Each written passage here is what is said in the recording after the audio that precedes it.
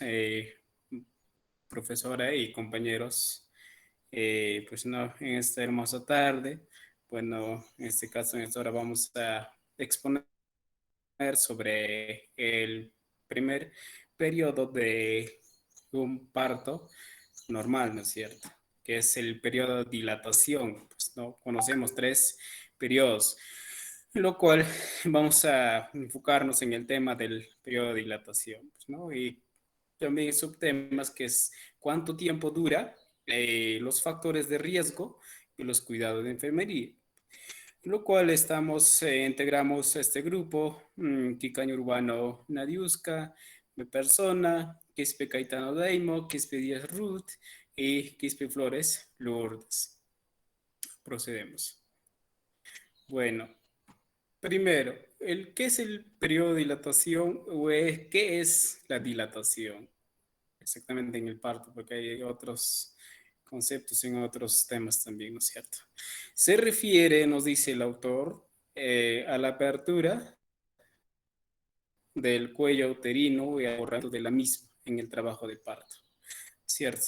Entonces, nos menciona, pues, no, que este periodo de parto, o sea, periodo de dilatación en las madres primíparas, primero se hace el borramiento del cuello del útero, ¿no es cierto? Acá vemos en las imágenes, ¿no es cierto? Que son dos imágenes que, pues, no, hay una acción de borramiento.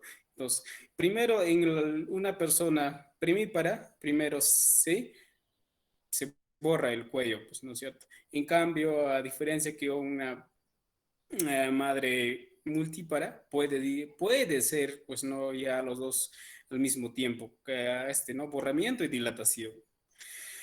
Y acá al costado también observamos, ¿no? Cómo es que el cervical o el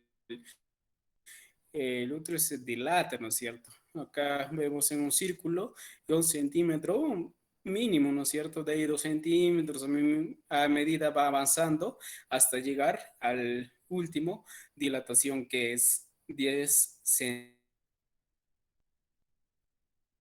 centímetros. Ahí es lo que va a ocurrir a consecuencia de las contracciones uterinas donde que vamos a decir así lo simple, va a empujar con la fuerza, ¿no es cierto?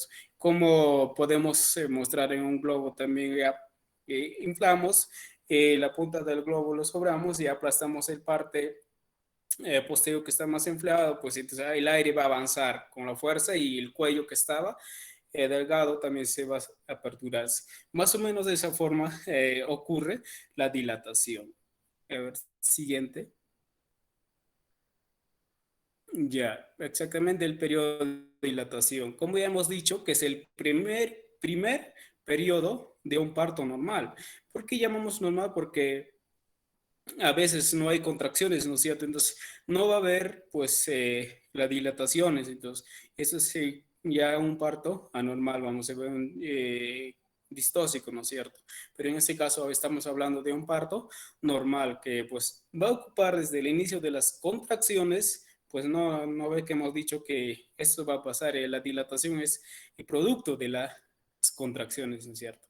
Y el cervical, pues, se va a dilatarse a lo máximo, que es 10 centímetros. ¿Para qué? Para que ocurra el periodo de expulsión. A la vez acá en GIF vemos también que cómo ocurre, pues también ya estamos viendo el periodo de expulsión, ¿no es cierto? Pues sí, también estamos observando ya ¿no? Cómo sale. Y al costado, eh, eh, cómo también el cuello se borra y cómo está dilatándose. Por ejemplo, en A menciona pues el cuello uterino sin borramiento, ¿no es cierto? Es largo y el cuello observamos largo y grueso, ¿no es cierto? Un poco cierto grosor. Pues no, ese emborramiento y longitud canal cervical, bueno, aproximadamente, o sea, el largo del cuello mide pues 4 centímetros. Y a medida que va avanzando, el borramiento, pues B, observamos un cuello uterino con ya borramiento parcial, ¿no es cierto? Que la longitud va disminuyendo a 2 centímetros. El C, observamos el borramiento total, ya de lo que estaba larguito, ¿no? Y ahora ya no hay, pues ya se borró, pues no se ha ocurrido el borramiento. En D observamos el cuello uterino ya dilatando a 3 centímetros. En E observamos el cuello uterino de dilatación ya a un 8 centímetros. Siguiente. Con eso, con esta imagen o con ese GIF, vamos a observar cómo es el cuello del útero. Mira, va dilatándose, ¿no? O sea, a medida que el feto avanzando con las contracciones, el cuello a la vez está borrándose, a la vez está dilatándose, ¿no es cierto? Es así como ocurre, pues, el borramiento y la dilatación, ¿no es cierto? Y pues con la fuerza que pues ¿no? Que hemos dicho que a producto de contracciones.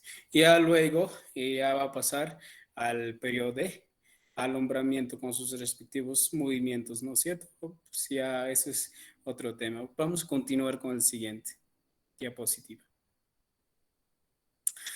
Cambios fisiológicos durante el periodo de dilatación. ¿Cuáles son esos cambios que va a sufrir o que va a ocurrir en el periodo de dilatación? Bueno, la formación de ese segmento uterino interior, ¿no? O sea, vamos a observar, por ejemplo, el segmento superior o activo. Bueno, ese posee una capacidad de contracte, pues corresponde con las paredes gruesas. Hemos dicho que cuando todavía no está borrado, observamos paredes gruesas, pues con cierto grosor que era 4 centímetros, pues, ¿no es cierto? Y entonces, eso es lo que se va a sufrir cambio, ¿no es cierto?, con el proceso de borramiento. Otro, el segmento inferior o pasivo, pues deriva desde el istmo del útero, pues, ¿no? Y va a formar de manera gradual, a medida que va avanzando, ¿no? Y también el avance del embarazo y adelgaza más también durante el trabajo de parto.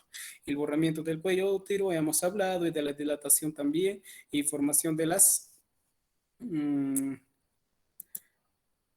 de las bolsas de agua, ¿no es cierto? Y otro, la ruptura prematura, pues no tiene lugar antes de que comienzo el parto, pues no, si no se inicia pronto puede sobrevivir una infección, ¿no? Ascendente, ¿no es cierto? Otro, ruptura precoz, ¿no? O una ruptura rápida, como se dice, precoz. Y pues no, va a ocurrir pues durante el periodo de dilatación antes de que se haya completado.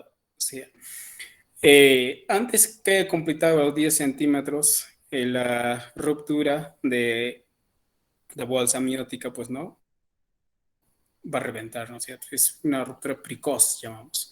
Y otra ruptura tempestiva o oportuna, ya a tiempo, ¿no? Es cuando el cuello se encuentra totalmente dilatado. Entonces, estos cambios vamos a observar durante el periodo de dilatación. Siguiente, por favor. Gracias.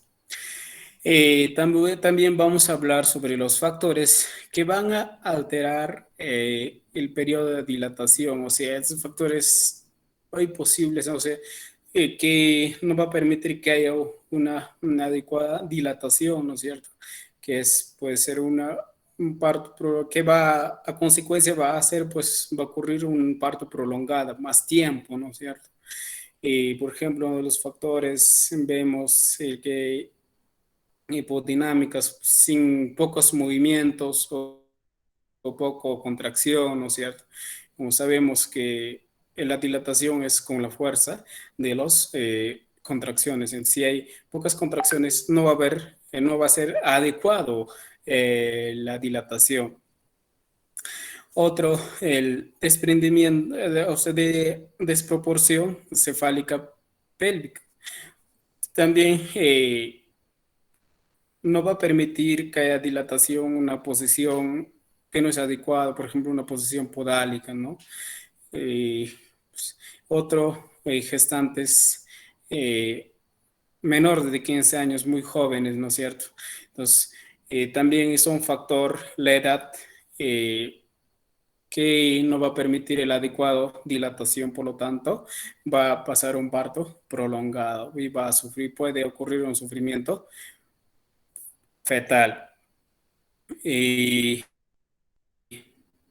otro también, un factor es el nivel del estrés, pues, ¿no es cierto? Hoy en día, peor aún con esas, con la pandemia, todo eso, pues se vio pues, una alta, digamos, incidencia de parte de estrés, ¿no es cierto? Entonces, eh, como sabemos que si el estrés también baja nuestras defensas y también podemos ser propensos de sufrir algunas enfermedades y por lo tanto también tiene que ver con la dilatación, un factor. Otro, gestantes añosos, ¿no es cierto? Que puede ser mayores de 35 años, prácticamente ya no es casi normal, pues ya son personas ya mayores de lo edad limitada, ¿cierto? Otro, distocias de la presentación. Uno de los factores también, cómo se está presentando el feto. Pues entonces, hay distocias a veces por esa razón que hemos mencionado, que la dilatación y un parto normal, por ejemplo. Acá en las imágenes observamos unas distocias, a veces el feto se presenta de la cara, de frente, pues de nalgas, o sea, una posición podálica, de hombros. Entonces, si el feto se encuentra así, no va a haber dilatación, pues no. Entonces, es necesario también que el feto se encuentre en una adecuada posición. Bueno, va a continuar mi compañero exponiendo. Muchas gracias. Mm, Bien. Dentro de los factores que alteran el periodo de dilatación, también vamos a tener el parto precipitado. Dentro del parto precipitado vamos a tener, no se va a presentar en multíparas, ¿no? Porque, o sea, en las multíparas la dilatación, no va a ocurrir los dos, ¿no? Tanto la dilatación como el borramiento. En cambio, en las nulíparas, pues primero empieza ¿no? El borramiento que la dilatación. Entonces, más que nada, ¿no? Porque, o sea, la dilatación va a ser más rápida en este caso en multíparas. Otro de que se va a presentar también las hiperdinamias debido al aumento en este caso, de la excitabilidad contráctil, ¿no? O sea, va a incrementar la intensidad de las contracciones, que va a ser superior a 50 milímetros de mercurio, ¿no? Esto con una duración de mayor a 70 segundos, ¿no? También vamos a ver en el parto precipitado la inducción del trabajo de parto, ¿no? Esto debido a la administración de oxitocina, ¿no? Entonces, con la administración de oxitocina va a aumentar la excitabilidad, ¿no? De los centros nerviosos del útero. También se va a presentar la ruptura precoz de las membranas corioamniónicas, ¿no? Esto durante el trabajo de parto se va a manifestar con un aumento de las prostaglandinas en el líquido amniótico, lo cual va a ayudar en este caso, a mantener las contracciones.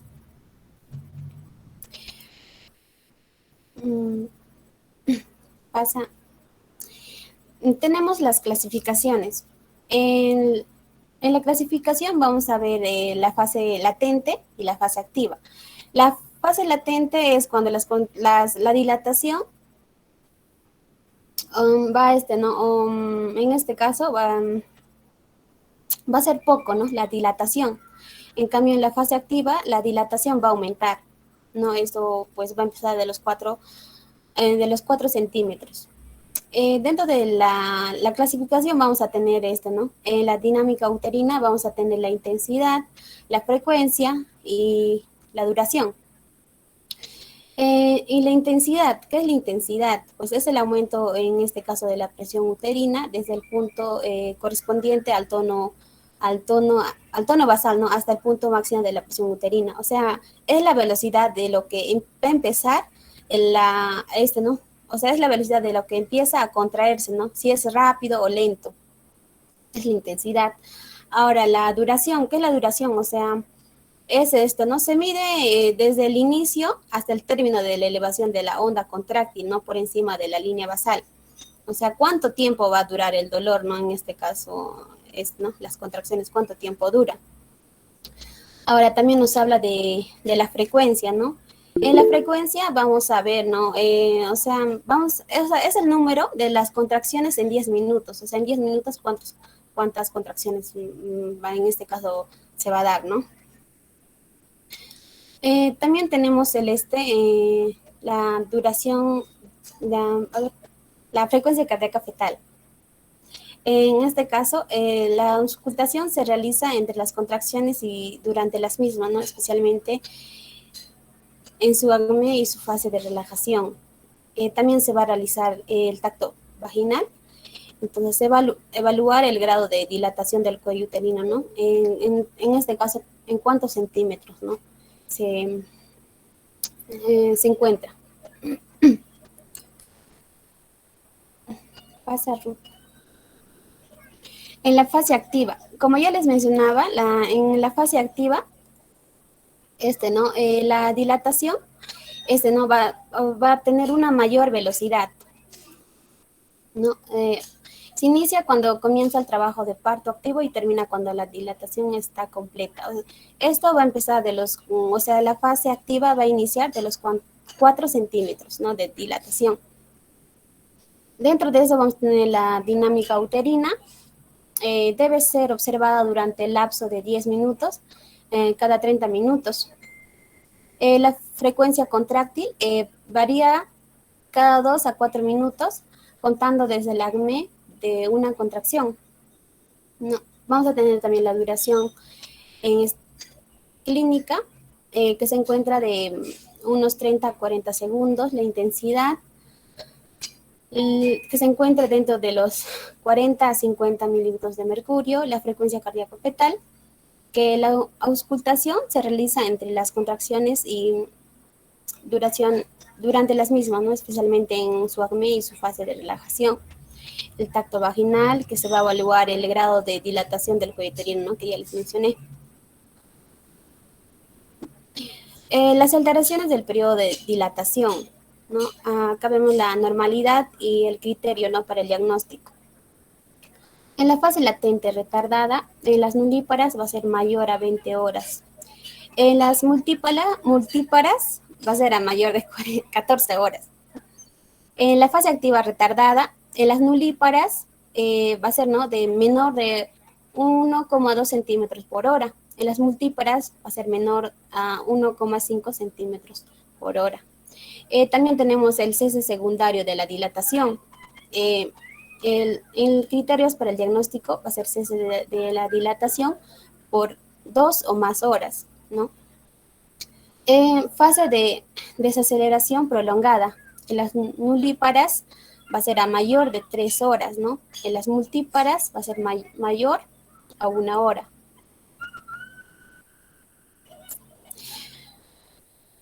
Ya. Tenemos la fase activa prolongada y la fase latente prolongada. ¿Qué nos quiere decir?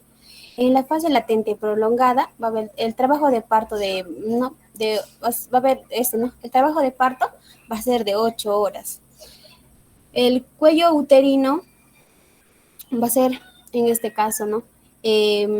Mayor a 1 centímetro y el borramiento menor de 50%.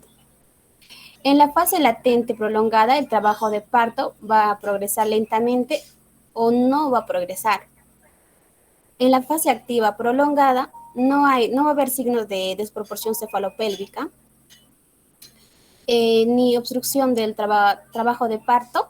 El progreso insatisfactorio de la fase activa va a ser menos de 1 centímetro por hora, conduce al trabajo de parto prolongado. Mi compañera les va a explicar.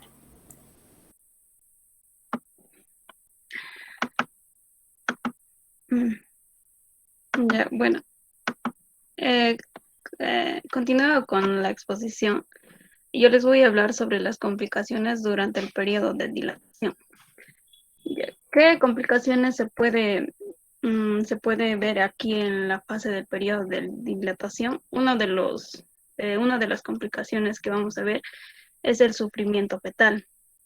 Y la otra complicación son las hemorragias intracraneales como puede ser las subdural y las subaracnoideas.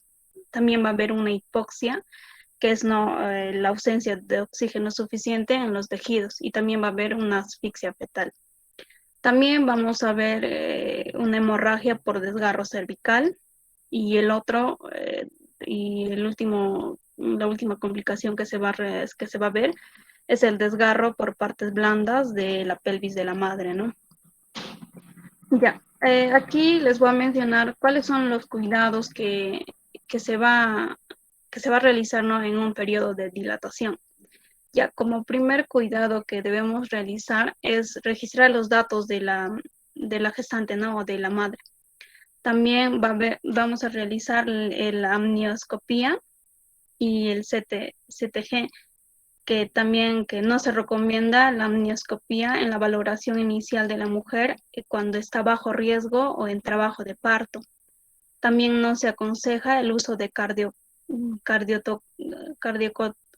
cardiotocografía en admisión en embarazos de bajo riesgo.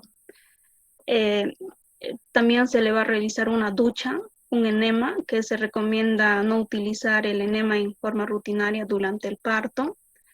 Se va a hacer un rasurado perineal, que no se recomienda el rasurado perineal sistemático en mujeres en trabajo de parto. También se le va a hacer una atención una a una, ¿no? Se recomienda que la mujer en trabajo de parto sea atendida individualmente desde su ingreso y de forma continua. Y también una mujer en fase activa de parto no debería dejarse sin atención profesional, excepto por cortos periodos de tiempo o cuando la mujer lo solicite. El otro es movilización y adopción de diferentes posiciones. Se debe alentar y ayudar a las mujeres, incluso a las que utilizan analgésico epidural, para adoptar cualquier posición que se encuentre cómoda a lo largo del periodo de la dilatación. Y también se va a movilizarse si desean, ¿no?, previa comprobación del bloqueo motor y propioceptivo. El otro se va a realizar el amniorexis y se va a utilizar la oxitocina, que se recomienda no utilizar la amniorexis artificial ni perfusión de oxitocina de forma rutinaria en partos vaginales, que eso van a progresar de forma normal, ya que las pruebas muestran que esto no mejora los resultados. También se va a realizar un lavado perineal, que se recomienda utilizar agua corriente si se necesita un lavado antes de un examen vaginal, no siendo necesario el uso de asépticos. También se va a colocar una ropa limpia, se va a hacer una preparación del paquete de parto y del recién nacido. También se va a alimentar e hidratar a la paciente, mantener limpia la cama, y aquí se va a realizar, ¿no?, el vaciado de la vejiga. También se va a ayudar en la respiración y relajación, y también se va a utilizar una gasa mojada para los labios, pasar a la sala de dilatación con 5 o más. También se va a fomentar la ayuda del acompañante, ¿no? Bueno, en este caso, ya sea el esposo o el conviviente. Se le va a informar la evolución, los tractos vaginales, si los gustos, para evitar las infecciones, ¿no? Y también se va a hacer una vigilancia continua del estado de la madre y del feto. Aquí se va a hacer una hidratación, se va a ver los signos vitales maternos y también del feto. Se va a colocar, también se va a ver el color del líquido amniótico en una presentación de nalgas. También el color del líquido amniótico no es valorable porque en cada contracción hay expulsión de meconio y las contracciones. También se va a utilizar de un partograma, que se recomienda de una línea de acción de 4 horas. También se le va a ver la frecuencia de los tactos vaginales, que se recomienda que en condiciones normales la exploración vaginal se realiza cada 4 horas. También las exploraciones vaginales antes de 4 horas, que se realizan en las mujeres con progreso lento de parto, ante la presencia de complicaciones o si la mujer manifiesta sensación de pujo. También antes de participar de un tacto vaginal se debería confirmar si es realmente necesario y que la información que proporcione será relevante en la toma de decisiones.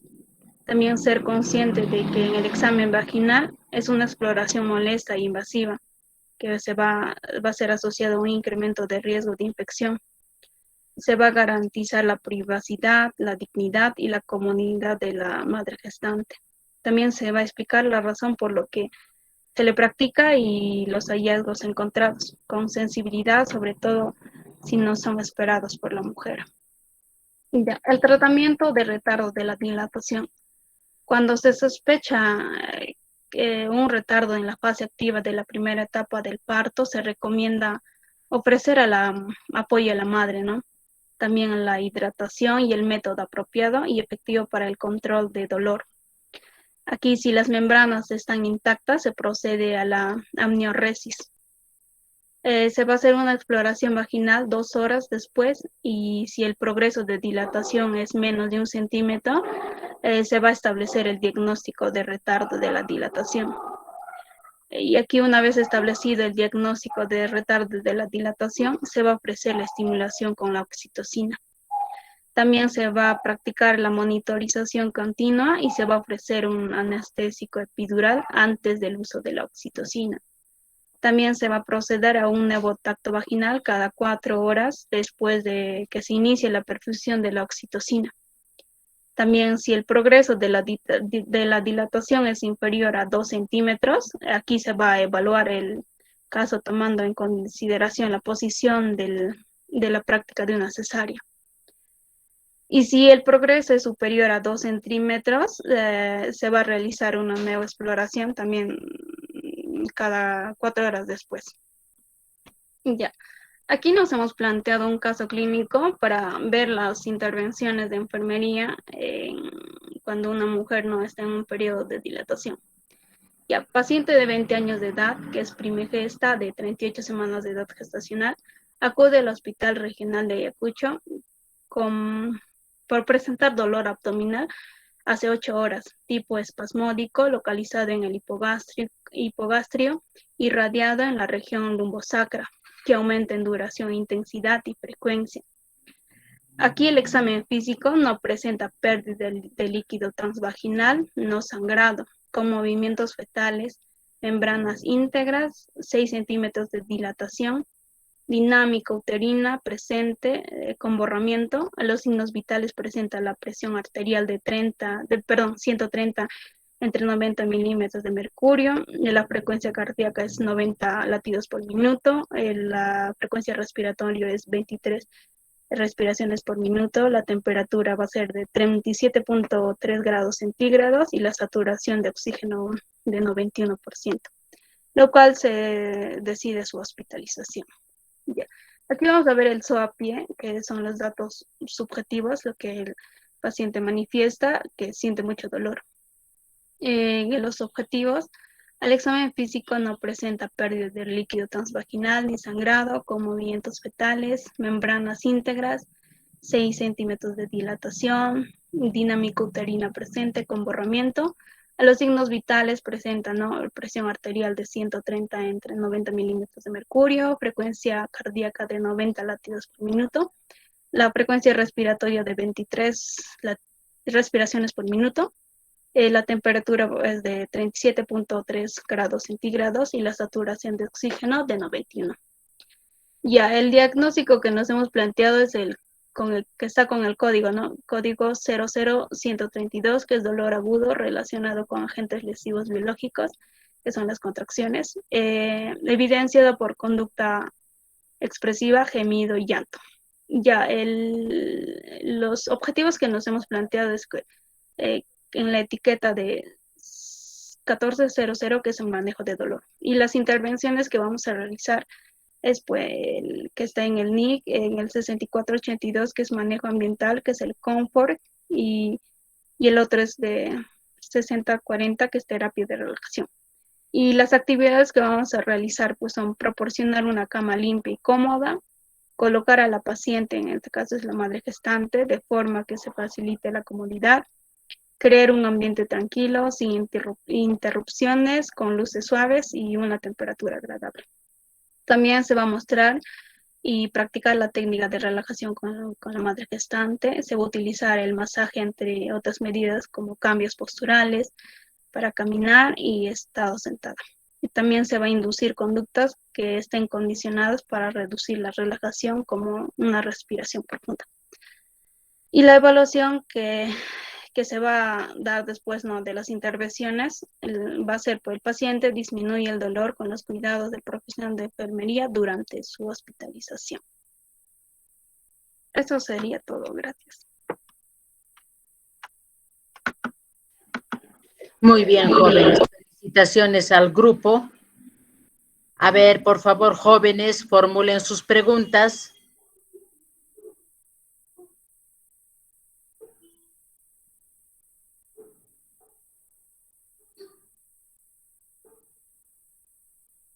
Hola. A ver, Yamil, por favor. Sí, profesora Grey. Compañeros, no sé si alguien de ustedes me podría decir por qué se da en multíparas simultáneamente tanto el borramiento y la dilatación, o cuáles son las situaciones o causas principales, digamos, que se dan simultáneamente. Gracias, Yamil. A ver, equipo. ¿Por qué el borramiento del cuello uterino y la dilatación en una multípara sucede simultáneamente? Bueno, bueno, compañero, respondiendo. Esto ocurre, pues, a consecuencia de que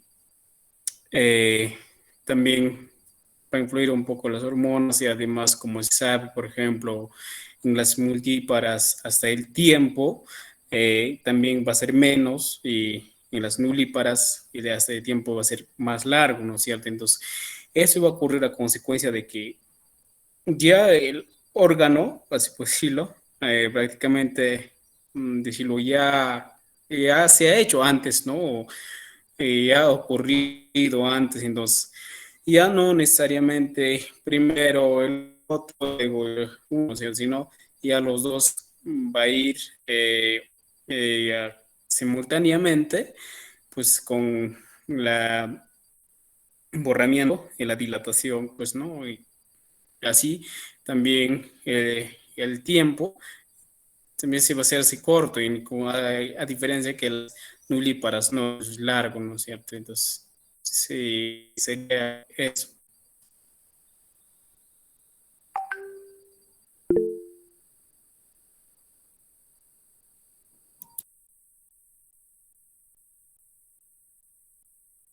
¿Alguien más que pueda agregar, equipo? Un ratito, Marcia, por favor. ¿O eres del equipo? No, ¿no?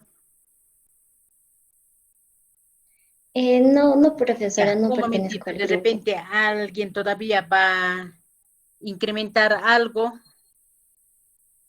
sobre la respuesta de Eliazar.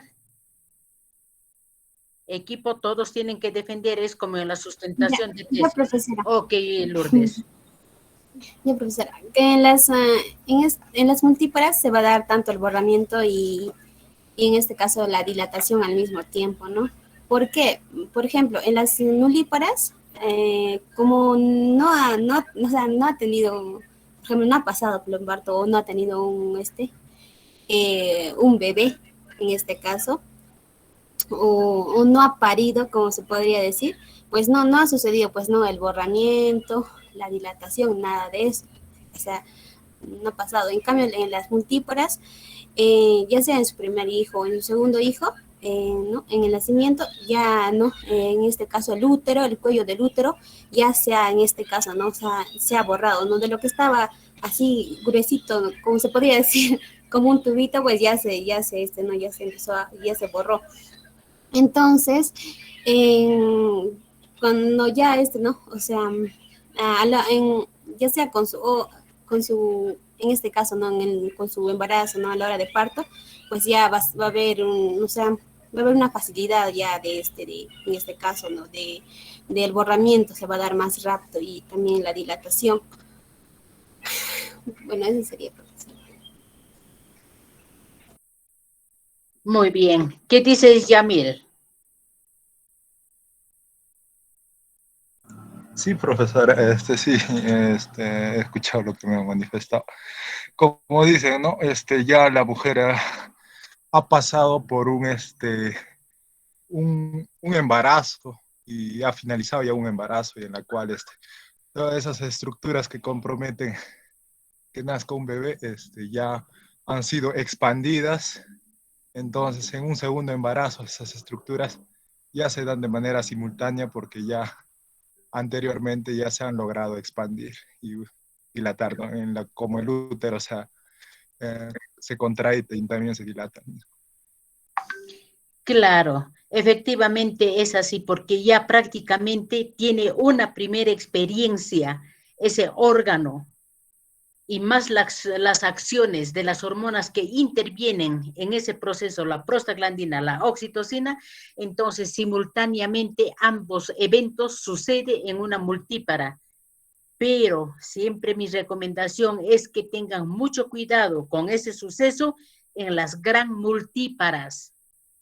No es tan fácil, muchas veces podríamos decir, ya es una gran multípara, ya sabe, ya está preparada psicológica, físicamente, pero es ahí donde se desencadena muchos problemas. Estamos hablando de una gran multípara, no estamos hablando de una multípara, ¿no? Perfecto, muchas gracias, chicos. Si no hay más, no, la pregunta es creo que otra más se ha levantado. A ver, Marcia. Sí, profesora, quería agregar a lo que estaban comentando mis compañeros Por favor. y de acuerdo a lo que usted también mencionó. Por ejemplo, como ya mencionó, existe ya una experiencia previa de acuerdo a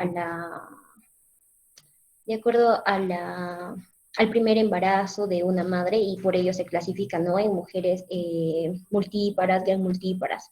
Y en ese sentido, al ya haber experimentado la producción de diferentes hormonas, como ya mencionó la prostaglandina, específicamente de la familia contribuyen a que se activen enzimas para que puedan destruir colágeno y retener agua, y por eso también se modifica el cuello uterino. Entonces, al ya haber experimentado el cuerpo una vez esa acción, se le hace más fácil, por así decirlo, desencadenar todo el proceso de la secreción de las hormonas, y por ello ya en las gran multíparas es que se define como que la dilatación y el borramiento del cuello se realiza al mismo tiempo, como ya mencionaron mis compañeros. Solo quería acotar eso. Muchas gracias, Marcia. ¿Alguien más que podría participar para dar pase al siguiente equipo o al siguiente grupo? Muy bien, muchas gracias. Entonces, Eleazar, me envías por favor por el WhatsApp la presentación. Te voy a agradecer. El siguiente grupo, por favor, que empiece a presentar.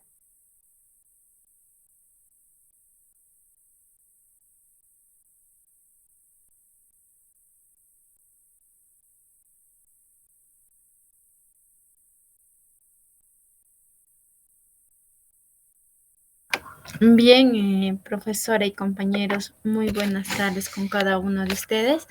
En esta oportunidad, nos toca exponer sobre la preparación psicológica, física del embarazo, ¿no? Para el parto. Bien, los integrantes de este grupo es Quispe Guamán Karin Amelia, Quispe Guamán José Luis, Ramírez Bravo Jeffer, Rivas José Jaimí y Rivera Cárdenas María Elena. Siguiente, por favor.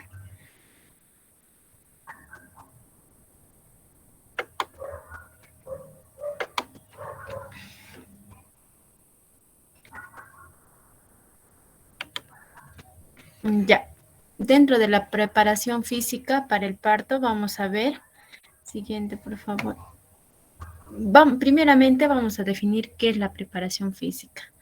La preparación física pues va a ser un conjunto de actividades que van a brindar pues una preparación integral prenatal a la gestante, ¿no? Donde para un embarazo y un parto y un posparto en las mejores condiciones. Sin temor, y tiene como objetivo disminuir las complicaciones que se puedan dar, ¿no? Y la recuperación, además también disminuir la mortalidad materno-perinatal. Ya. Dentro de los objetivos, vamos a ver la información y educar a la madre lo que va a suceder durante el parto, ¿no? Tenemos que informar a la madre, pues, qué es lo que va a suceder en ese proceso del parto, ¿no? También a lo que se refiere a educar es darle las pautas e enseñarle, decirle las cosas que ella tiene que hacer durante el parto. Vamos a ver también que uno de los objetivos es preparar los materiales necesarios para el parto y recibir al bebé. Es muy importante preparar los materiales, ¿no? Para el proceso del parto, ¿no? También vamos a ver disminuir la mortalidad materno-perinatal. El objetivo también de esta preparación física, pues, es disminuir la mortalidad materno-perinatal. Siguiente, por favor. Ya. ¿Quiénes van a ser los encargados de realizar, pues, para poder realizar la preparación física? Bueno, el profesional de salud va a ser una guía, ¿no? Simplemente una guía donde va hasta el embarazo sano, el parto seguro y bebé sano, ¿no? Que va a apoyar a las embarazadas en el aprovechamiento de sus capacidades para superar las dificultades que se puedan dar, pues, durante el parto. También se tiene que aceptar todo y no negar la necesidad que pueda pedir una madre, ¿no? También es importante no criticar. Si dejamos que la madre participe durante ese proceso, pues ella se va a sentir cómoda, ¿no? Y también se va a dar un ambiente de confianza, ¿no? Los participantes tienen los papeles importantes en este caso, ¿no? Siguiente, por favor. Ya, dentro de la técnica de aseo perinatal femenino, vamos a ver que el aseo perinatal o la ducha perineal es una técnica que va a permitir una limpieza de los genitales externos, ¿no? La limpieza de los genitales externos femeninos, por ende, impide la proliferación de gérmenes patógenos. También va a aliviar el malestar físico causado por secreciones vaginales, por menstruación o sangrado posparto. Bueno, en la técnica de aseo perineal femenino vamos a ver, pues, ¿no? Que se va a asear toda la parte donde, pues, va a ocurrir el canal del parto, ¿no? En las partes son las piernas, todo alrededor, ¿no? Es muy importante ello dentro de la preparación física, porque tenemos que preparar el ambiente donde va a venir el nuevo ser, ¿no? Tenemos que nosotros asegurar que este bebé nazca, pues, en un ambiente limpio, un ambiente séptico, para que no tenga complicaciones. Siguiente, por favor. Los objetivos de aseo perineal es, pues, eliminar las secreciones de la región perineal y prevenir las infecciones de la región perineal, ¿no? Promoviendo el bienestar del paciente. Eso van a ser principalmente los objetivos. Siguiente, por favor. Ya. Preparar al paciente.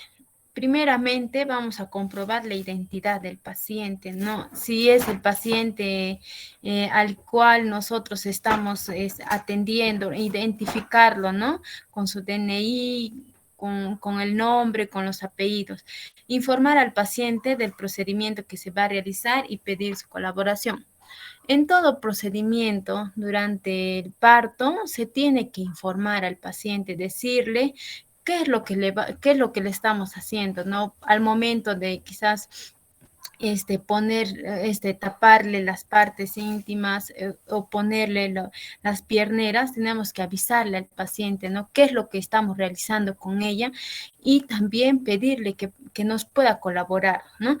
También vamos a proporcionar la privacidad. Esto es muy importante. ¿Por qué? Porque el paciente la paciente al momento de, pues, para dar a luz, ella va a tener que estar en una posición muy incómoda para ella, porque se va a mostrar la parte muy íntima que es para la mujer, ¿no? Algo que nosotras quizás como mujeres es un poco incómodo, es íntimo, entonces nosotros tenemos que proporcionar esa privacidad, ¿no? No estar, digamos, ¿no? En la sala de parto, ¿no? Permitir quizás ingresar a otras personas que no va a estar, pues no va a poder cumplir las funciones que van a estar en los procedimientos. También colocar al paciente en decúbito supino, si es posible, con las piernas ligeramente flexionadas y separadas.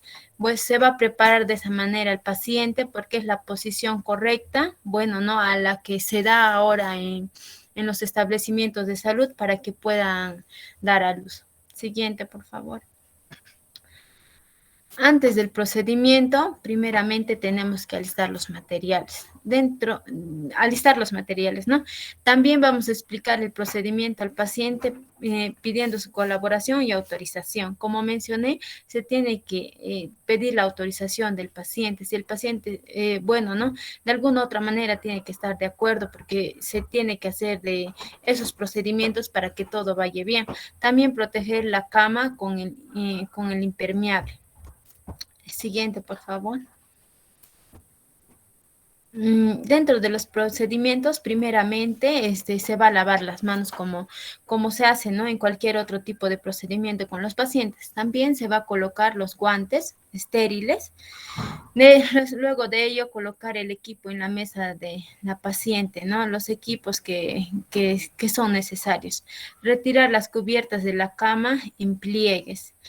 Luego de ello, vamos a dejarla a la paciente cubierta con la sábana superior, ¿no? Quitar la ropa interior en caso sea necesario. Colocar el biguet. Luego de ello vamos a colocar al paciente en posición ginecológica, como se había mencionado. Pedir también a la paciente que miccione antes de ir pues a la sala de partos, ¿no? También proteger la intimidad de la paciente cubriéndola con las sábanas o cortinas, como ya lo había mencionado. Siguiente, por favor. También vamos a abrir el equipo estéril y dejarlo cerca, ¿no? En la mesa que vamos a utilizar.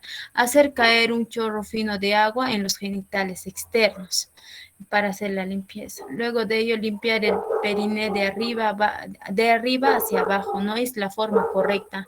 Limpiar el periné de arriba hacia abajo para no ir contaminando lo que ya hemos limpiado, ¿no? Empleando una torunda para el labio mayor y una para el labio menor. Tampoco se puede utilizar la misma torunda para limpiar los labios mayores y menores, sino cambiar de torunda para que sea de una manera más séptica. Repartir las veces que amerite, ¿no? O sea, pasar la torunda las veces que sea necesario para poder dejar el periné séptico. Limpiar la parte central u orificio vaginal de arriba hacia abajo, también con una torunda. Luego vamos a ocupar las torundas que sean necesarias hasta que la paciente esté limpia. Luego de ello vamos a alterar el uso de agua y acción de limpieza. Vamos a lavar el resto de las zonas del periné si hay orden médica, ¿no? También secar la zona del periné. Luego de hacer todo el lavado tenemos que secar. Siguiente, por favor. Ya, los materiales y equipos que vamos a necesitar, pues van a ser la toalla de baño, el charol, guantes desechables, agua hervida y tibia con un desinfectante en cantidades suficientes, la jarra pequeña, las torundas o gasas, el bidet, la ropa personal y de cama, si es necesario, el impermeable para que pues cuando la paciente pues dé a luz, todas las secreciones que pueda haber, no, pues no traspase pues a unas, digamos, si fuera una sábana impermeable, sino tiene que haber una sábana impermeable, ¿no? También las sábanas limpias, las recolectoras para desechos, los equipo de ducha, una pinza Foster, una pinza de arco, gasas o torundas y algodón y envolturas. Siguiente, por favor.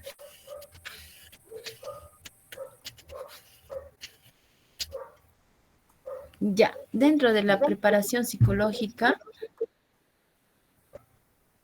vamos a ver de la madre para el parto. La preparación al parto consiste básicamente en impartir a la gestante una sencilla explicación de lo que va a suceder, ¿no? En el parto, desde el comienzo a la terminación, y inducirle una pauta de conducta y una actitud positiva y entrenarla, ¿no? Con técnicas de respiración, relajación y expulsión. Siguiente, por favor. Ya, la respiración en el trabajo de parto. Pues las técnicas de respiración van a ser útiles durante el trabajo de parto, ¿no? Los patrones de respiración durante el nacimiento van a requerir mucha concentración. Durante una contracción, ¿no? Los pensamientos son dirigidos de una reacción de dolor, como lo es en la tensión, sosteniendo la respiración hacia una respuesta de respiración relajada. Practicar mucho es lo mejor de la forma de desarrollar una respuesta relajada a los estímulos de dolor. La respiración en este caso pues va a ser muy importante, ¿no? En el trabajo de parto, porque va a ayudar a aliviar el dolor de la madre y como también a sostener la calma, ¿no? Porque cuando la madre más se desespera, pues no va a poder, cuando no va a mantener la calma, no va a poder concentrarse y tomar las fuerzas necesarias para poder expulsar al bebé. Siguiente, por favor. Ya, ¿por qué la respiración es importante? Va a aliviar el dolor, como ya lo había mencionado, aliviar el dolor del parto por concentrarse en la respiración. También va a poder relajarse durante el trabajo de parto, ¿no? Cuando ella va a estar en la respiración, va a hacer los ejercicios de respiración, pues la madre va a estar relajándose. El nerviosismo impide adelantar el parto, como ya lo había mencionado. Mejorar la circulación de la sangre y ayudar a adelantar el parto también. ¿Cómo respirar? La madre va a exhalar, es más importante que inhalar. Al exhalar, el aire, pues dice, ¿no? Que va a ser más importante que el inhalar.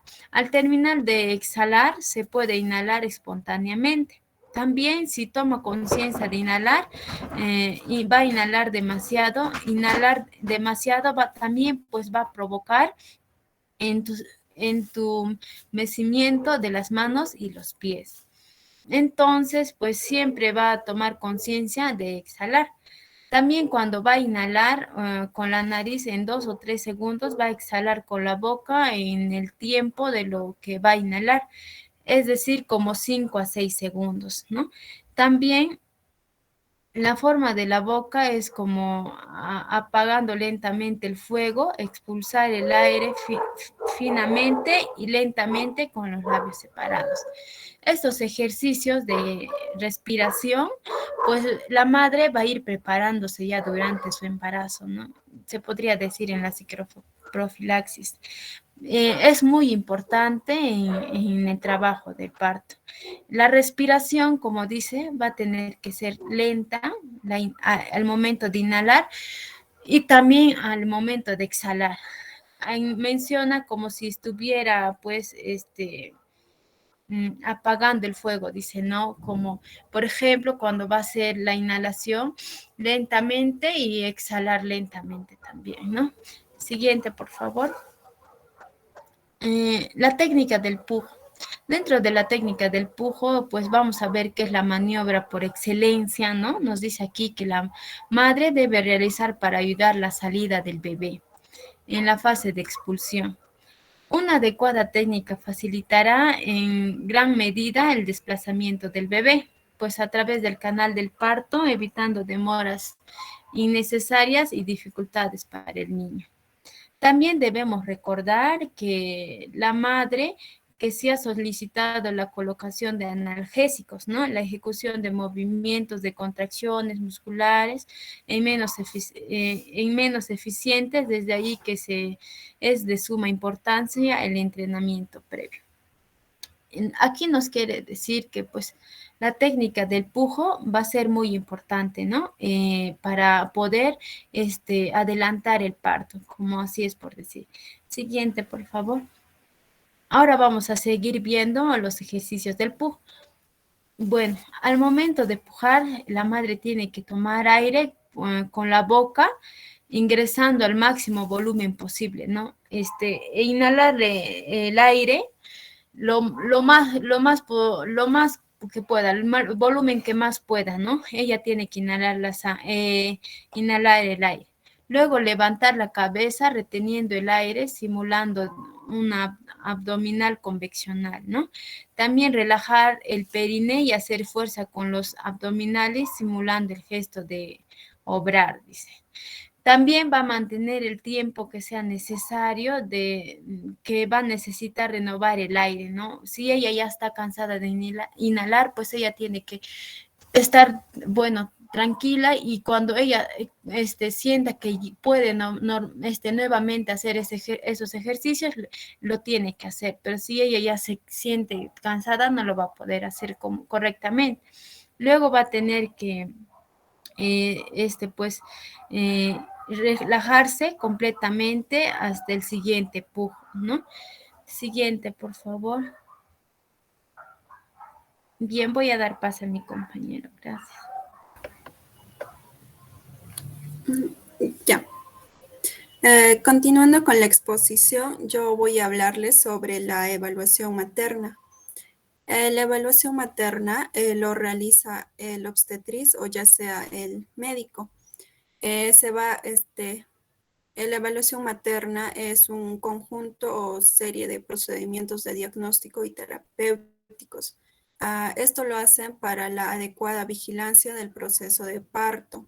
Se realiza desde que ingresa a la maternidad la parturienta hasta el momento de traslado del puerperio.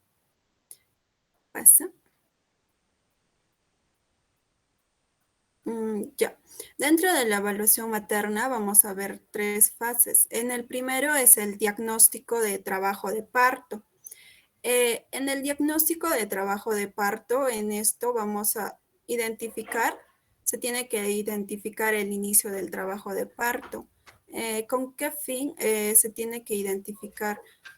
Para poder evitar complicaciones durante el trabajo de parto.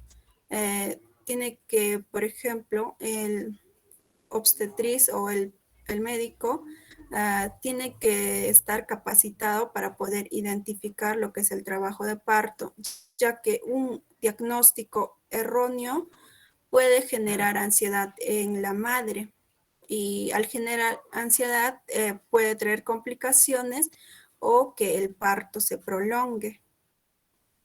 Para eso se tiene que realizar lo que son el anamnesis y el examen físico. Dentro del anamnesis están lo que es las contracciones uterinas. Aquí se pide a la parturienta poder brindarnos información de cuánto tiempo lleva con las contracciones y cómo es el intervalo de una contracción a otra contracción. Y también vamos a poder preguntar sobre la expulsión del tapón mucoso. En el tapón mucoso se va a percibir como la eliminación de un material de tipo gelatinoso, que ocasionalmente puede ser hemático. Entre el tapón mucoso puede pasar de 2 horas hasta 2 semanas. Esto en la expulsión del tapón mucoso no quiere decir que porque haya sucedido la expulsión del tapón mucoso se vaya a iniciar el trabajo de parto. No decide el inicio del trabajo de parto. Y también vamos a ver sobre la expulsión del líquido amniótico. Aquí vamos a ver lo que es la pérdida incontenible de abundante líquido por los genitales, el cual es como cristalino, como agua y que tiene un leve olor a cloro. ¿Pasa? Ya. En el examen físico lo que vamos a realizar es la evaluación manual de las contracciones uterinas. En la evaluación se va a tener que utilizar las manos sobre el abdomen y cuantificar el número de contracciones en 10 minutos. O también lo podemos hacer con el monitor. Y también se tiene que realizar lo que es el tacto vaginal. En el tacto vaginal lo que se va a realizar es poder evaluar, vamos a realizarlo para poder evaluar las características del cuello, cómo va la dilatación, el borramiento, la posición y consistencia. Y también sobre el polo fetal, el descenso y la variedad de posición. ¿Pasa? Ya. En la segunda es la evaluación materno-fetal al ingreso en trabajo de parto. En aquí vamos a tener que identificar algunas posibles complicaciones. Se tiene que realizar la evaluación para poder evitar estas complicaciones. Por ejemplo, lo que se tiene que hacer aquí es para evitar las complicaciones, realizar lo que es la revisión del control prenatal, cuántos controles prenatales ha tenido la parturienta. Y también vamos a tener que poder, de igual manera, si estamos ante un trabajo de parto que tiene riesgos o no. Si tiene altos riesgos, para eso es necesario revisar lo que es el control poder revisar su control prenatal y poder realizar algunas preguntas. Y dentro de esto vamos a poder realizar lo que es la evaluación de la salud materna. En la evaluación de la salud materna vamos a tener que ver los signos vitales de la madre. Es importante siempre verificar lo que es la presión arterial, porque el síndrome hipertensivo del embarazo afecta al 10% de las embarazadas. Y también se tiene que efectuar lo que es pruebas de laboratorio, como es en la orina, se tiene que evaluar lo que es la albuminuria para poder ver si hay elevado cantidad de albuminuria en la orina. Entonces, de esta manera también se va a poder identificar si la madre tiene algún síndrome hipertensivo. También se tiene que evaluar lo que es el pulso, la temperatura axilar. Y a la madre también se tiene que realizar lo que es el examen físico general y obstétrico. También vamos a ver lo que es la evaluación del bienestar fetal. En la evaluación del bienestar fetal, vamos a tener que auscultar los latidos cardíacos fetales, ya sea con el estetoscopio de Pinar o con el equipo de ultrasonido. Y también se tiene que realizar la estimación clínica del peso fetal y se tiene que realizar las maniobras de Leopold para poder determinar cómo está la situación, la presentación y la posición del feto. ¿Pasa? Ya. En la evaluación materna fetal durante el trabajo de parto. Aquí se tiene que realizar lo que es la evaluación de la mujer. También se tiene que seguir con estas evaluaciones para así poder evitar las diferentes complicaciones, ¿no? Poder ver cómo está el bienestar materno y fetal. En la evaluación de la mujer vamos a ver lo que es los signos vitales, la presión arterial, el pulso, la temperatura, se tiene que verificar o examinar cada una hora. Y también vamos a ver el control de la dinámica uterina cada 30 minutos, si es manual o de modo continuo si se utiliza el monitor, ¿no? Y también se tiene que realizar lo que es el tacto vaginal. Sabemos que el tacto vaginal es un procedimiento invasivo y para todo procedimiento invasivo lo que se tiene que realizar es con una técnica de esterilización. Y también el tacto vaginal no lo podemos realizar de acuerdo al modo que el personal de salud lo necesita, porque estaríamos dañando la integridad también del paciente. Solo lo tenemos que realizar cuando sea necesario o hay alguna complicación o necesitamos de manera urgente realizar lo que es el tacto vaginal. Ya, en la evaluación fetal se tiene que vigilar lo que es los latidos cardíacos fetales en relación con las contracciones uterinas. Pueden efectuarse de modo intermitente cada 15 minutos durante la dilatación y dada 5 minutos en la expulsión, ya sea con el estetoscopio de Pinar o el Doppler fetal. Ya. Y también aquí lo que se tiene que verificar en la evaluación fetal es la variedad de la posición fetal, ¿no? ¿Cómo es la posición? ¿En qué posición se encuentra el feto con respecto a la posición de la madre, ¿no? Ya. Eso sería todo. Voy a dar paso a mi compañera.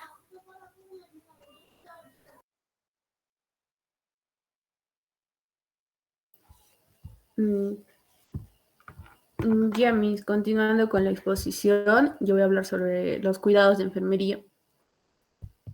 Las tareas del personal sanitario son 4, es animar a la mujer y a su compañero y a la familia durante el parto, en el periodo de alumbramiento y sucesivos. La tarea del profesional de enfermería es observar que la parturienta esté monitorizada de la condición fetal y del niño después del nacimiento. La evaluación de los factores de riesgo y detección temprana de problemas que pueda presentar el neonato. Llevar a cabo las intervenciones menores si son necesarias, como amniotomía y episiotomía, cuidados del niño después del nacimiento. También de las tareas del personal de enfermería es traslado de la mujer a un nivel mayor de asistencia, si surgen factores de riesgo o si aparecen complicaciones que justifiquen dicho traslado. En el puerperio inmediato tenemos las siguientes tareas que son, dependiendo, las principales complicaciones son la hemorragia y el choque hipovolémico. Por lo tanto, los cuidados de enfermería irán encaminados a vigilar para prevenirlos. En esta parte tenemos que el personal de enfermería en el puerperio inmediato controla los signos vitales, vigila la administración de fármacos oxitóxicos, palpar el fondo uterino para comprobar las contracciones de este, comprobar el control urinario para controlar si es espontáneo o si necesita un sondaje vesical, valorar la episiotomía, valorar el descanso, favorecer la lactancia y vigilar el estado de las mamas, vigilar la aparición de los loquios, la cantidad, color y los coágulos si aparecen. En el puerperio inmediato o mediano, se tendrá en cuenta el estado general de la mujer, controlar los constantes vitales, o sea, los signos vitales, para descartar posibles hemorragias o alertarnos de signos de infección. Se debe valorar la evolución uterina y los loquios con el fin de valorar la máxima evolución de la uterina. En el puerperio tardío, pues el profesional de enfermería la completa según la evolución de los genitales, cuidados de la mama, informar de la aparición de las grietas, fisuras, infecciones para que la madre pueda manejarlas. En este caso es de la limpieza perineal, por medio de una adecuada limpieza de manos, evitar cremas y lociones. La lactancia materna, y si no la hay, vigilar el regreso de la menstruación también. Eso es en el puerperio tardío. Eso sería todo, Miss. Ok, flaquita linda, muchas gracias al grupo. A ver, por favor, jóvenes, a formular sus preguntas.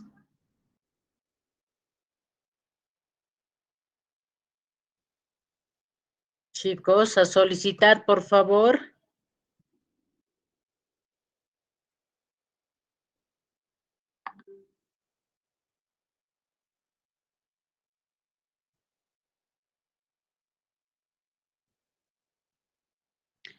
¿No hay ninguna pregunta?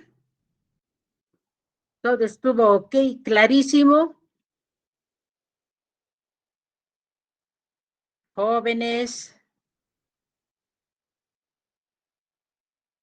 Bueno, si no hay preguntas, es obvio que está muy claro que todos han entendido. Entonces, el tercer grupo, por favor, que presente.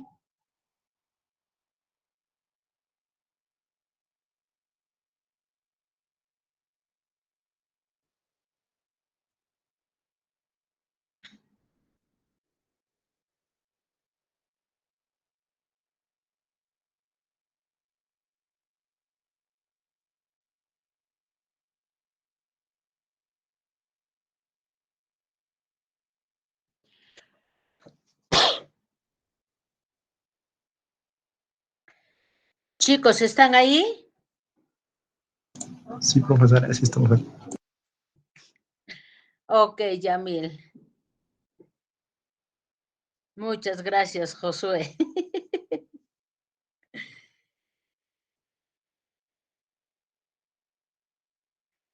Y sin nada todavía me dice salud, ni una copita. ¿A dónde te vas?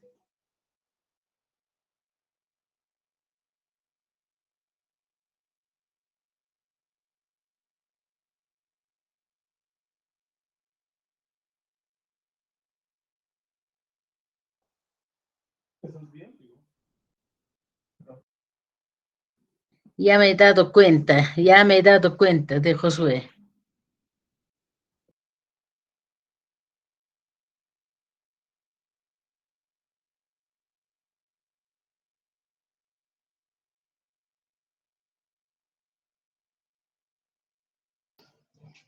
Buenas noches, profesora. Ya se observa la diapositiva.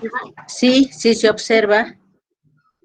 Ya, profesora. En esta oportunidad vamos a hablar acerca de la etapa, tipos y modalidades del alumbramiento. Va a comenzar mi compañero Elvis. Buenas noches, profesora, y buenas noches, compañeros. Voy a empezar a exponer. Nuestro tema a tratar es tipos y modalidades del alumbramiento.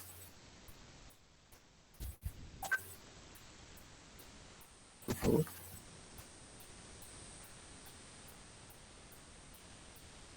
Siguiente, Miley.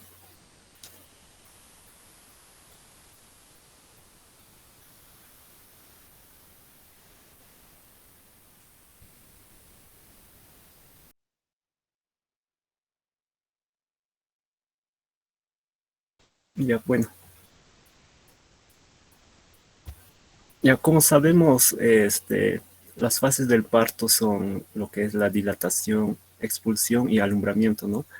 El tema a tratar es el alumbramiento, que es la tercera fase del parto, que comienza con el completo nacimiento del feto y va a terminar con la expulsión total de la placenta y sus membranas. Este periodo normalmente ocurre de 10 a 30 minutos, aunque hay otros que consideran de 5 a 30 minutos, ¿no? Después de la expulsión del feto. Y este proceso suele estar acompañado de un sangrado, ¿no? Que este debe ser siempre inferior a 500 mililitros en caso de parto eutóxico o parto fisiológico, ¿no? Como llamemos.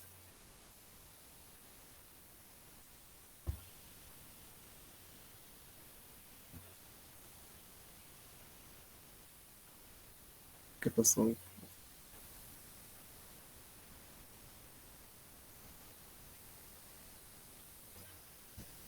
disculpen, tuvo interrupción, profesora, ya. Como les estaba diciendo, ¿no? Que el periodo de alumbramiento suele estar acompañado por un sangrado, ¿no? Que este debe ser inferior a 500 mililitros en caso de parto fisiológico. Y hasta 1 litro en parto por cesárea, ¿no? Si es que se incrementa este sangrado por los valores establecidos, ya estamos frente a un alumbramiento patológico, ¿no? Si se lo considera. Y por otra parte, si la expulsión no se evidencia pues en los 15, 20 minutos, ¿no? Generalmente en los 15 minutos se expulsa, ¿no? La placenta, pero en este caso, si no se evidencia, pues ya genera preocupación, ¿no?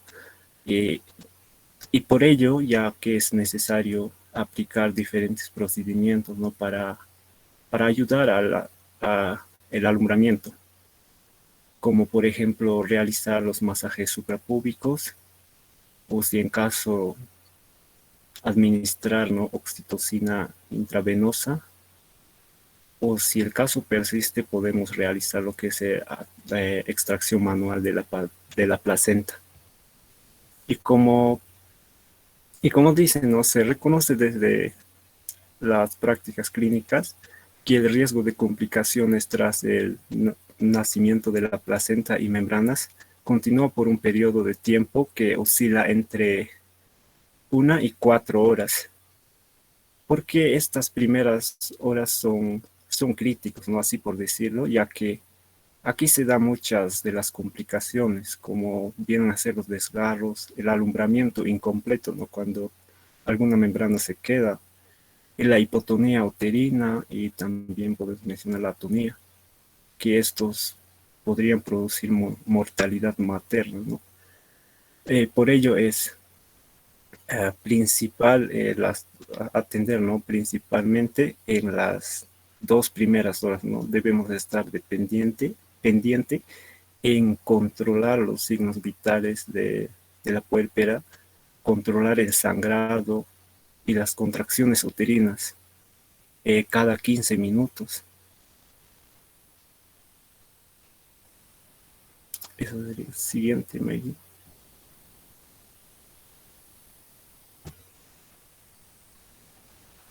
Y ahora vamos a hablar sobre la epidemiología, ¿no? De entre todas las muertes maternas mundiales, es la hemorragia la causante del 25% y la hemorragia posparto la causa de mayor incidencia global, ¿no? A nivel mundial. Y en el Perú, el 2020,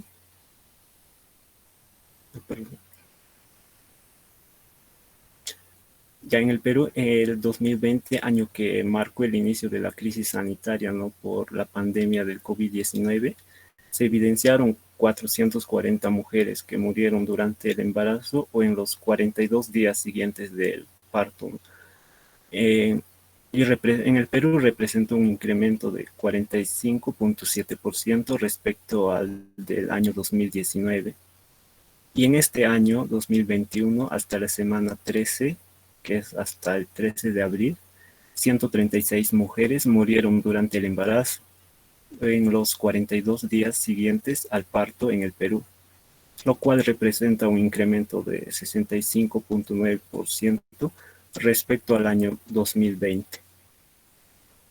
Y la Direza Ayacucho, hasta la semana 37 del año 2017, ¿no? Los 8 casos de muerte materna identificados en su mayoría son por causas obstétricas directas, el 60% en puérperas referidas al Hospital Regional de Ayacucho y con 4 muertes maternas.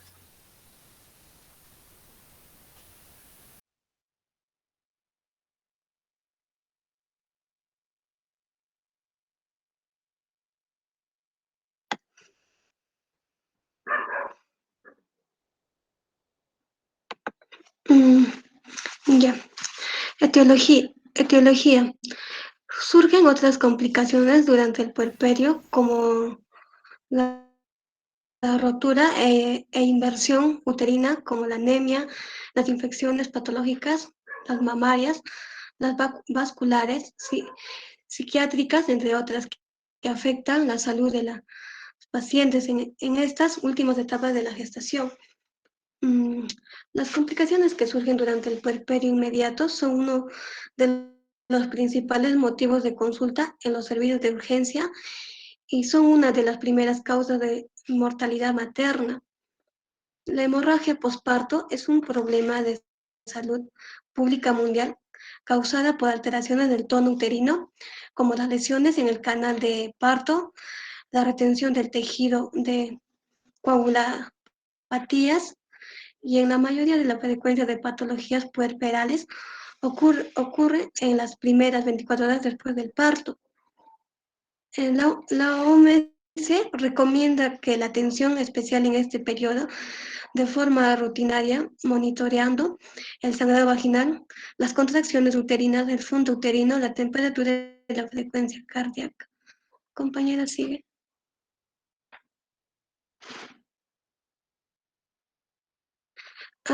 Mayli, te falta de manifestaciones clínicas.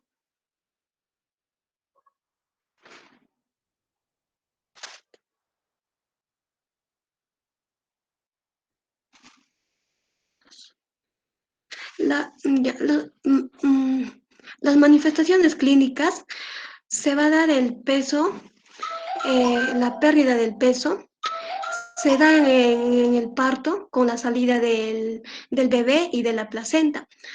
En el otro, en el siguiente, en la hematuria, se puede observar en las primeras horas debido a al traumatismo vesical en el proceso del parto. La retención urinaria se da en el traumatismo vesical uretral que acompaña el parto, que puede producir el edema en el cuello vesical y de la uretra, que va a dificultar la evacuación de la orina.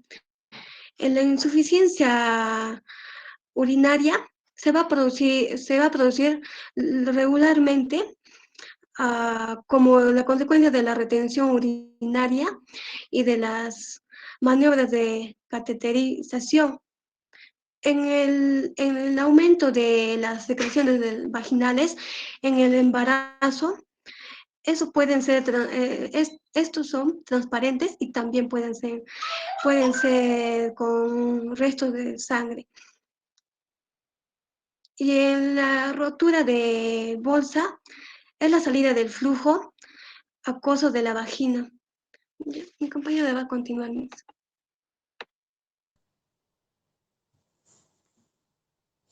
Ya, siguiendo con la exposición, voy a hablar sobre factores de riesgo.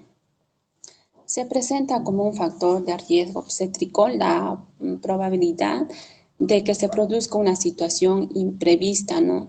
Es decir, que se dé una situación nueva. Hay dos conceptos que constituyen las situaciones de riesgo.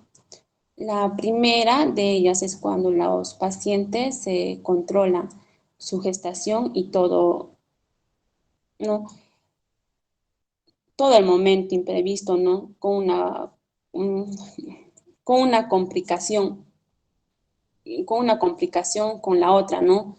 Con las gestantes, las cuales no se han hecho su control adecuadamente, ¿no? O que tienen enfermedades durante la gestación, así como la diabetes y la hipertensión y entre otras enfermedades, ¿no?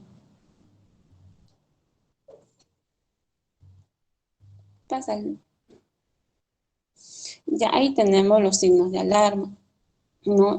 Es preguntar a la gestante si tiene algún síntoma o siente algún malestar, tales como el sangrado o el mareo, ¿no?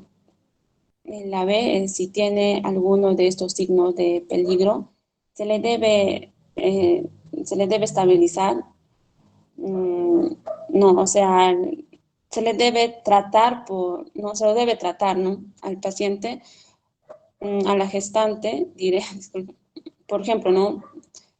O sea, si la paciente tiene la hipertensión arterial, tratar de controlar su hipertensión arterial con sulfato de magnesio, ¿no?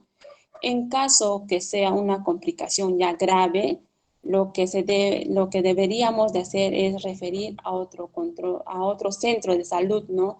De mayor complejidad para que ahí lo puedan atender adecuadamente, ya que hay que tener bastante conocimientos antes de asumir un cierto caso de riesgo, ¿no? Para poder tratarle a la gestante.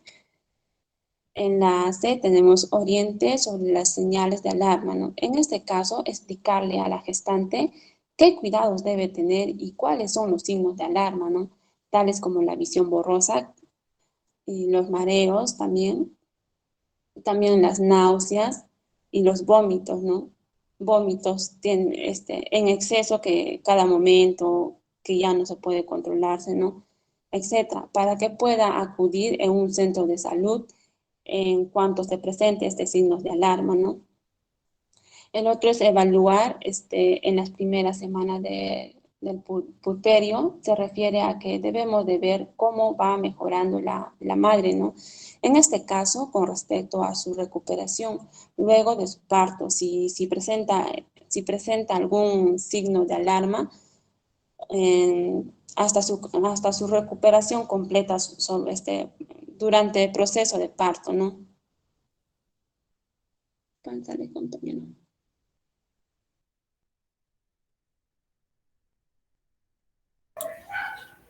Bien, vamos a continuar con lo que es la clasificación del alumbramiento.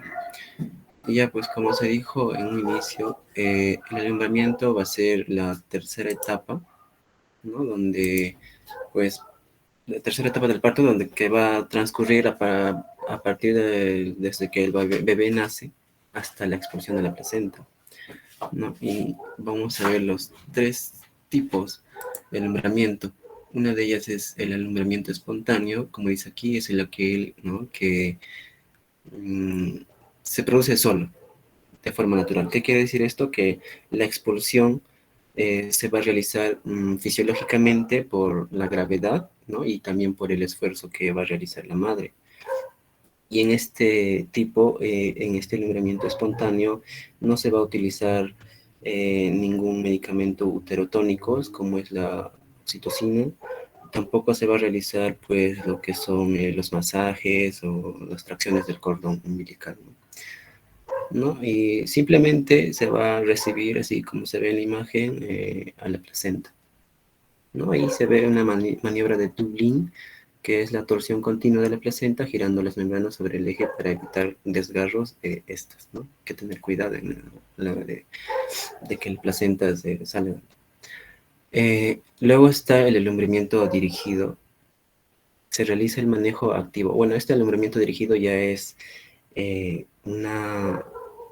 un parto, bueno, es ya activo, es decir, se realizan los manejos activos, ¿no? Y para así ayudar y prevenir el sangrado de parto. Aquí ya la expulsión, pues, no va a ser de manera natural, ¿no? Sino que ya va a ser a partir de intervenciones, ¿no? De los especialistas, y se va a utilizar aquí lo que son ya los medicamentos uterotónicos, ¿no? Como la oxitocina. También se va a realizar lo que, como dije, las tracciones del cordón y los masajes, los distintos masajes, ¿no? Siguiente, por favor. Y por último tenemos el alumbramiento manual, que es aquel desprendimiento digital y la extracción manual de la placenta, ¿no? Se va a realizaría con la mano, ¿no? Se va a introducir, y por los bordes inferiores la mano debe ser extendida con el dorso apoyando la pared del útero, ¿no? Y también se va a administrar lo que son la oxitocina y antibióticos profilácticos, y está indicado cuando la placenta no sale, ¿no? En esos 30 minutos, porque el desprendimiento de la placenta debe durar máximo 30 minutos. Entonces, si pasa eso, hay que realizar este tipo de desprendimiento, lo que es manual, digital, ¿no? Y también, pues, para prevenir las hemorragias. Siguiente, por favor. El diagnóstico. Ya, la evaluación de las dimensiones fetales.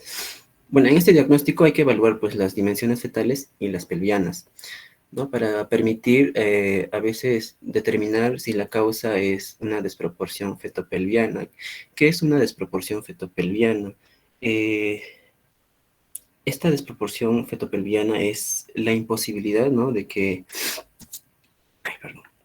el parto por vía vaginal, bueno, sea imposible pues el parto por la vía vaginal. ¿Por qué? Porque el conducto pélvico va a ser deficiente, insuficiente para el paso del feto. Y uno de los ejemplos sería pues de que el feto tenga un peso mayor a 4.500 gramos, ¿no? El bebé está grande, entonces, ¿no? Como se ve en la imagen, tiene una cabeza incluso grande, entonces no puede pues salir, no se puede dar el parto de forma natural, adecuada. Entonces hay que evaluar pues, las dimensiones siempre. Luego está la disfunción uterina, se diagnostica, ¿no? Evaluando la fuerza y la frecuencia de las contracciones mediante palpación del útero o con el uso de catéter de presión intrauterina. Siguiente, por favor.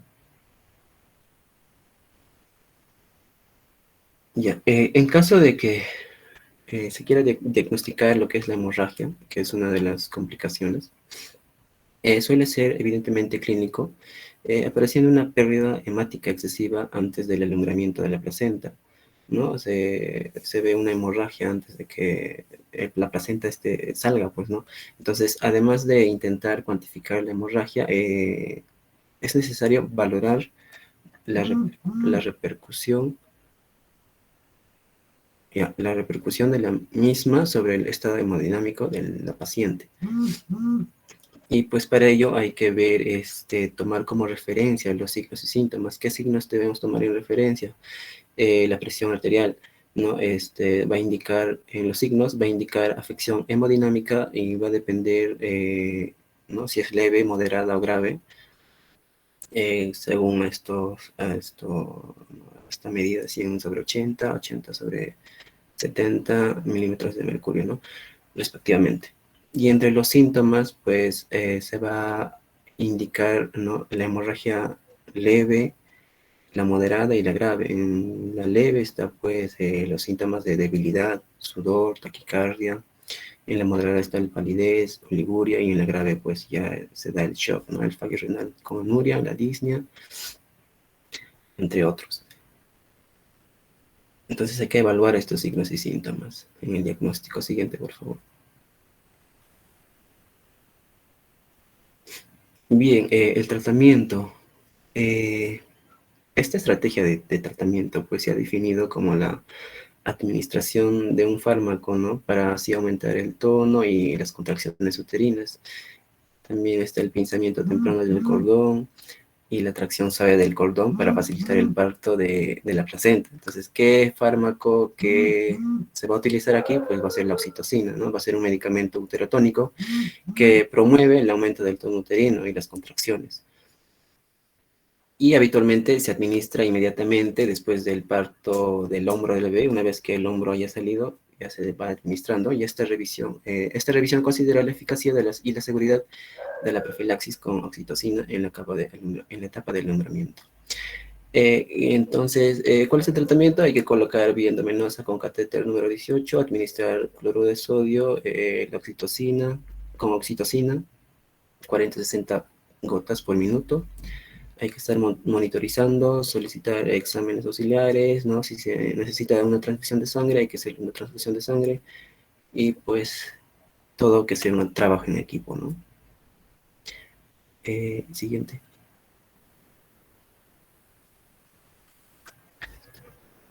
Gracias. A continuar con la parte de prevención. En esta etapa de prevención lo que se debe hacer es prevenir primero. Primero debemos prever, ¿no? Durante los controles de la madre se va a considerar que la madre tenga algún tipo de anomalía o presente alguna patología o pueda tener preeclampsia o hipertensión. De acuerdo a eso, ya se debe prever si es que la madre podría presentar hemorragia posparto o no. Ahora, la forma de prevenir la hemorragia posparto, como lineamiento que ya puso la OMS, es hacer la práctica del alumbramiento activo, que va a consistir en aplicar oxitocina. Esto se va a hacer durante la etapa expulsiva del feto, ni bien salga el hombro anterior, se va a administrar la oxitocina en el muslo. Esto sí es intramuscular. Y también vamos a hacer la tracción controlada del cordón y la contracción del útero. Y vamos a evitar hacer muchas tracciones en el cordón para evitar el desgarro en el útero, ¿no? Y eso es lo que más que nada se va a hacer en la fase de prevención. Con este método, que es el alumbramiento activo, se ha logrado reducir el número de accidentes, así como también la necesidad de aplicar la transfusión de sangre. Ya cuando ocurre la hemorragia, se necesita aplicar la transfusión de sangre. Con esto vamos a disminuir esta necesidad. También se van a adoptar medidas generales de acuerdo a cómo se esté presentando la madre.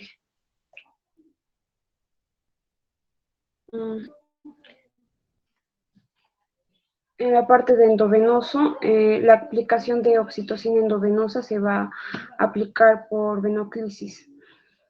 Vamos a dar las funciones vitales y a determinar la causa de sangrado, de acuerdo a eso para que se actúe. Y el manejo específico va a depender de la causa de la hemorragia. Las intervenciones de enfermería. En el puerperio inmediato, las principales condiciones son la hemorragia y el shock hipovolémico. Por lo tanto, los cuidados de enfermería van a ir encaminados a vigilar para prevenir todas estas complicaciones. Lo que se va a hacer es tomar las constantes vitales para ver que estén estables, vigilar la administración de fármacos como la oxitocina, palpar el fondo uterino para comprobar la contracción de este. Vamos a palpar la zona del abdomen una vez después de la etapa de alumbramiento. El abdomen va a estar duro, como una piedra se podría decir, ¿no? Y vamos a ver que esté así. Y si es que estuviese blando, entonces es un signo de alarma, ¿no? También se va a hacer el control urinario para controlar si es espontáneo o si necesita un sondaje vesical. Valorar la episiotomía, si es que se hubiese realizado la episiotomía, entonces se va a observar cómo está. Valorar el descanso y favorecer la lactancia y vigilar el estado de las mamas, ¿no? Como sabemos, la lactancia materna va a favorecer la involución del útero también, y es importante que el bebé succione. Vigilar la aparición de loquios, la cantidad, color y los coágulos si aparecen. Las primeras horas los loquios van a ser hemáticos y van a ser de color rojo, puesto que su concentración es más que nada de sangre. Ya después va a ir cambiando de color y hasta volverse blanquecino, ¿no? Pero debemos controlar que no sea en abundancia. Si es que es en abundancia, ya podríamos estar hablando de una hemorragia. En general de la mujer, vamos a controlar las constantes hemorragias o alertarnos de signos de infección. En el tardío, el trabajo de enfermería es indirecto. Va a tratar más que nada de educación previa al alta o posparto, ¿no? En el que se capacita a la madre para reconocer algunos síntomas que ya podría tener estando en el domicilio, ¿no? la completa involución de los genitales. Como sabemos, después de la etapa expulsiva y del alumbramiento, los genitales van a quedar propios, ¿no?, de un posparto, y se va a tener que enseñar cómo es que va a quedar después.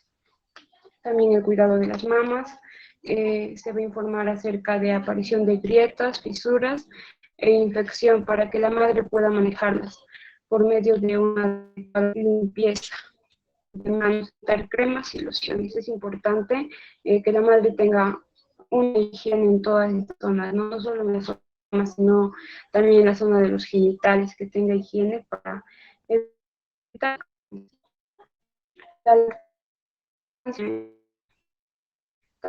educar a las madres, y no hay vigilar el regreso de la menstruación. Eso sería más que nada en la vigilancia de la etapa puerperal. Entonces, se hará acción psicológica después del parto, tristes o deprimidas, ¿no? Esto es normal a veces, pero si es que ya está mucho tiempo triste o depresiva, entonces se le debe enviar al psicólogo para que la valore. Reconocer el contacto visual y físico con el recién nacido, ver la respuesta al llanto y resto de necesidades. Procurar que se genere un ambiente tranquilo donde se pueda desarrollar bien la relación entre padre e hijo. Informar al paciente que la tristeza, los cambios de humor y cierta depresión postparto es normal, y esto es pasajera muchas veces, la mayoría de veces. Datos de reposo y ejercicios acordes a sus necesidades. Los ejercicios para fortalecer los músculos, más que nada del abdomen, que después del parto quedan distendidos, se va a recomendar los hipopresivos, ¿no? Para que los músculos del recto del abdomen vuelvan a su estado normal, que era antes del parto. Se va a educar e informar sobre métodos anticonceptivos, ya que durante este periodo también se puede quedar embarazada. Hay una probabilidad, ¿no? Muchas veces no funciona eso de que postparto, a veces sí se puede quedar embarazada. Hay excepciones. Ya. En conclusión, enfermería puede potenciar la capacidad de las madres para superar los inconvenientes del puerperio, ayudándolas a la adaptación en esta nueva etapa. Esta es una labor importante del profesional de enfermería, ya que informarlas y educarlas sobre los cambios que se producen mitigaría y evitaría las posibles complicaciones del puerperio, garantizando la armonía de la nueva situación familiar. Eso sería todo. Muchas gracias, profesora. Muy bien, jóvenes. Igualmente, felicitaciones al grupo. Por favor, chicos, formulen sus preguntas para que el equipo aclare algunas dificultades, inconvenientes o algo que tengan que agregar ustedes, por favor. A ver, Marcia, luego Yamil. Profesora, disculpe, mencionaron los chicos sobre el alumbramiento dirigido, las maniobras de Dublín y la extracción manual. Sé que la extracción manual ya es a partir de los 30 minutos de espera. El alumbramiento dirigido es de acuerdo a la administración de oxitóxicos y la de la maniobra de Dublín. ¿En qué casos o cuál entre los dos, de la maniobra de Dublín y sobre el alumbramiento dirigido, se escoge? O sea, ¿cuál sería la diferencia? Porque sé que con la administración de los oxitóxicos se reduce también el tiempo de espera de acuerdo a toda la hemorragia que está surgiendo en ese momento. Entonces, ¿cómo elegir uno de los dos o si ya se está aplicando la técnica del alumbramiento dirigido aquí en nuestro país? A ver, equipo, por favor respondan y luego participa Yamil. ¿Le entendieron la pregunta o quieren que repita?